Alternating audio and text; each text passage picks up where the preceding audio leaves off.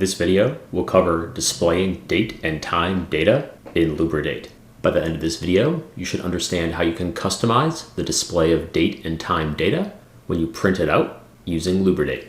The R code that I show in this video is available on Elms, and you may want to take a minute to download it and open it if you'd like to follow along on your own. You've noticed that R has a very specific way of printing out date and time data. The way that it displays this information is based on the current locale on your computer, which is set by your computer's language settings. For most R users, dates will be in year, month, day format with hyphens between each component. Times will be in hour, minutes, seconds with the time zone afterwards, the time component separated by colons. Date times will be a combination of that with the date first, followed by the time.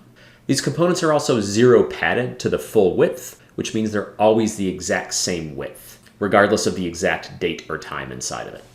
That specific formatting may always not be the way that you'd like to represent dates and times.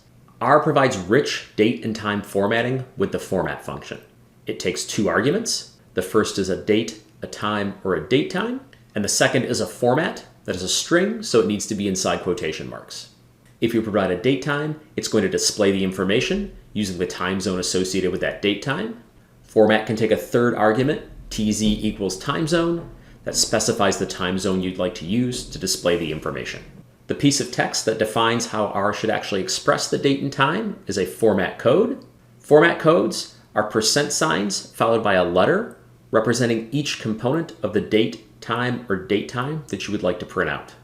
I'll note that capitalization matters, and if you forget some of these things, you can always type help format to list out some of the codes. There are way too many of those codes for me to show you in a single slide, but here are some of the important ones. For example, %A will give you the abbreviated day name, the 3-letter character code for a day name. %B will give you the abbreviated month name. %D will give you the day of the month as 2 digits, whereas %E will give you the day of the month as 1 digit if it's a 1-digit date or 2 digits if it's a 2-digit date.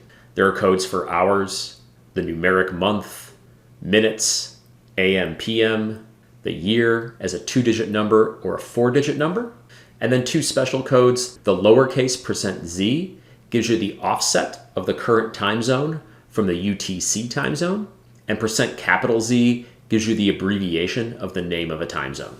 So how precisely does this work? Suppose I define a variable, dt, that contains the date time for December 31st at the 23rd hour on 2018. If I use the format function, I provide that date time as the first argument, and then I provide a series of format codes as the second argument.